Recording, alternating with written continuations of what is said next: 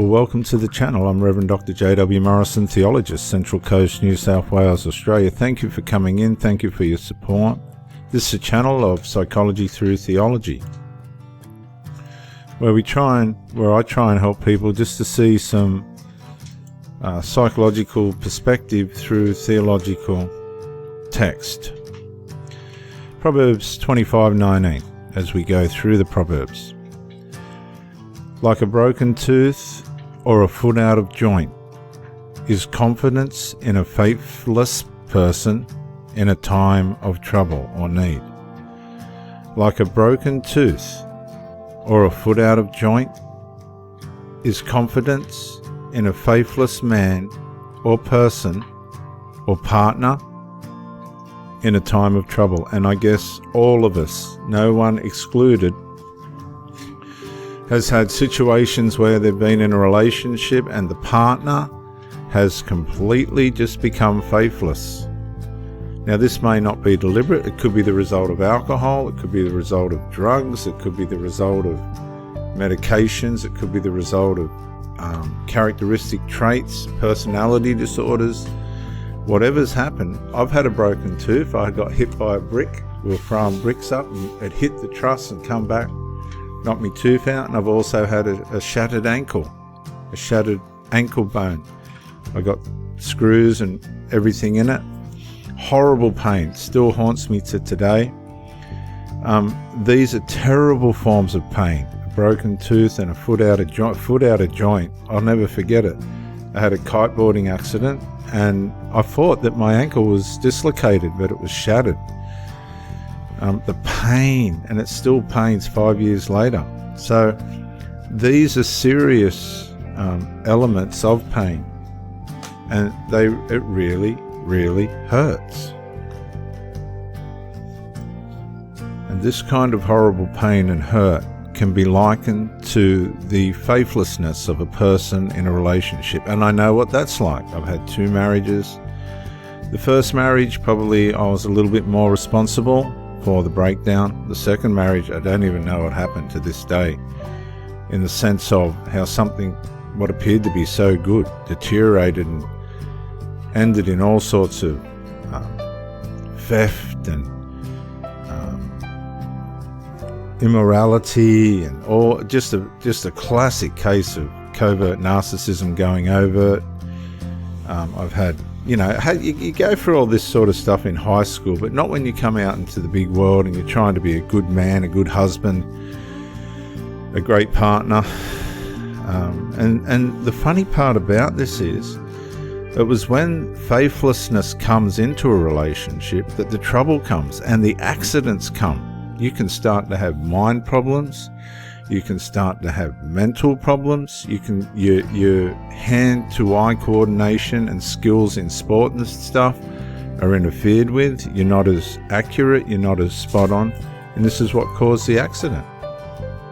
Because when you're trying to deal with situations that should not be there, that should be better than what they are, this causes trauma. And the trauma then affects the way in which you operate in life. It affects the whole diverse dimensions of your life, right down to headaches in the back of your mind, eyesight problems. Your eyes you're not hearing right, you're not seeing right, you're not feeling right, your body can start to play up on you because the stress of being in a relationship with a faithless person, instead of having confidence, you go into disbelief, you go into anxiety, you go into depression, you go into psychological trauma, because that's what faithless does. Faithlessness is demonic, because faith is godly. So faithlessness is demonic, and the demonic want to break things. Jesus came to heal the brokenhearted. The demonic come to cause the brokenhearted. Jesus came to heal the body. The demonic come to break the body. Remember, Jesus healed epileptics, the deaf, the blind, the lepers. He came to heal the body. Jesus came to resolve trouble, whereas the darkness, the demons, the demonized, the faithless person will cause trouble and not bring resolve to the trouble. Jesus came to put things back into alignment, back into their right place, while darkness came to break teeth and hurt and harm people. This is where we've got to have our eyes open. When blind Bartimaeus was sitting on the side of the road as Jesus was traveling to one of the cities there, he could hear all the ruckus. He couldn't see, he was blind. He could hear all the ruckus and all the noise and all the excitement. And when he heard that it was Jesus of Nazareth coming down the road, he must have heard about what the Lord was doing to help people and heal people. He screamed out, "Jesus, Son of David, have mercy on me." And the disciples came over and tried to stop him from getting the Lord's attention, and the Lord chastised them and said, "Bring that man to me." And the Lord said, "What is it that you want?" And he said, "That I can see." And the Lord healed him, and away he went. He could see. Sometimes we can see so clearly. We think we can see so clearly, but we can't see it all.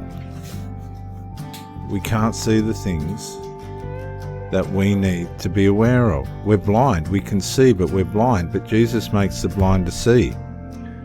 So when we realize that there's things that we need help with, there's things that we can begin to see that are going to help us, that's when our lives begin to change.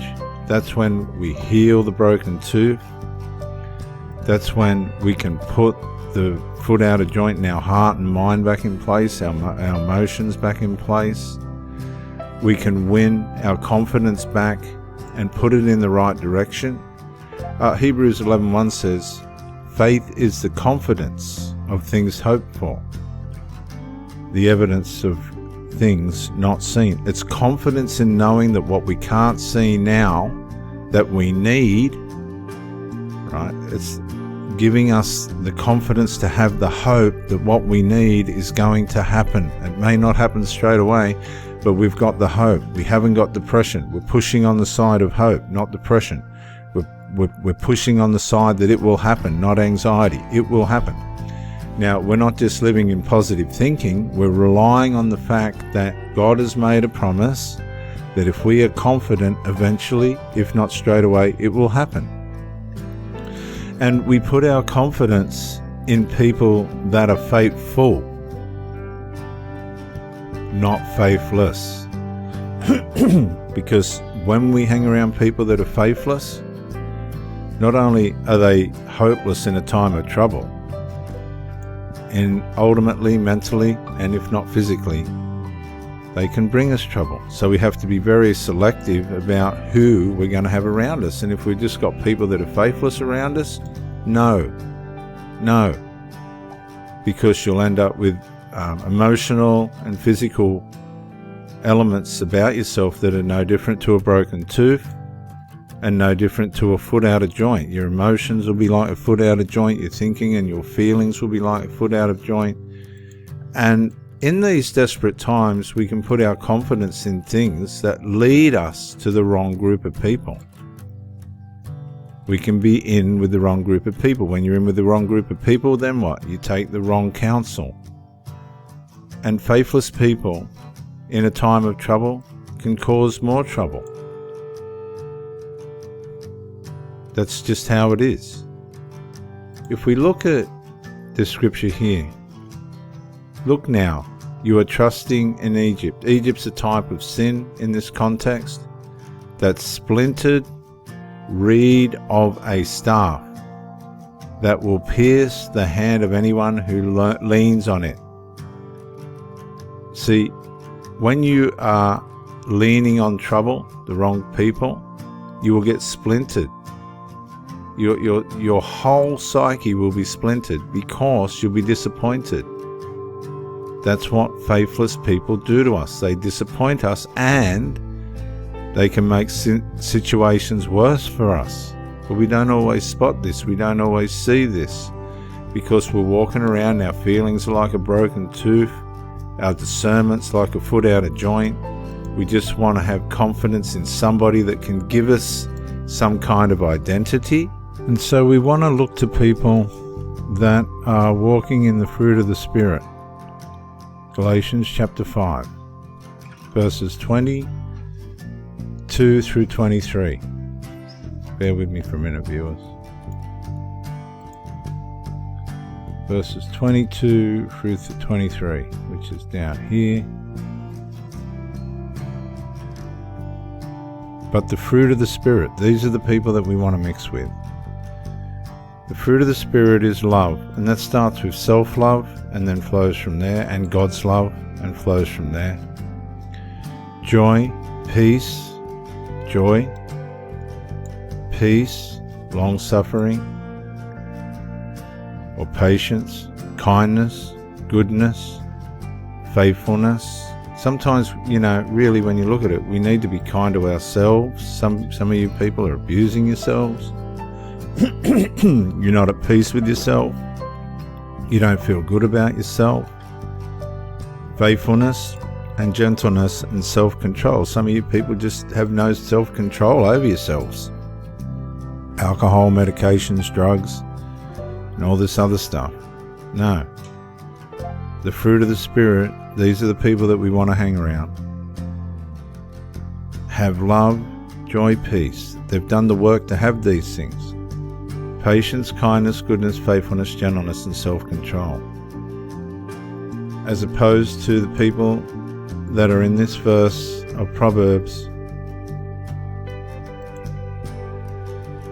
and verse chapter 25.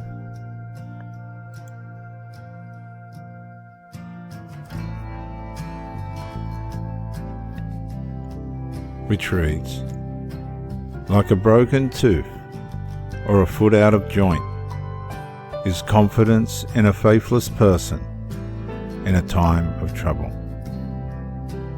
Sometimes you have to bring your confidence back to yourself, work out who is for you and who is against you.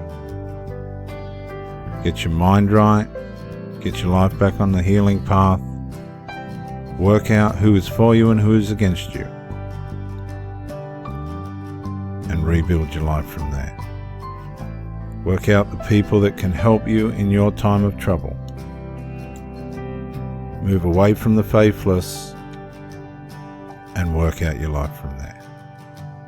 I'm Reverend Dr. J.W. Morrison, theologist, Central Coast, New South Wales, Australia. Thank you for joining me, and bye for now.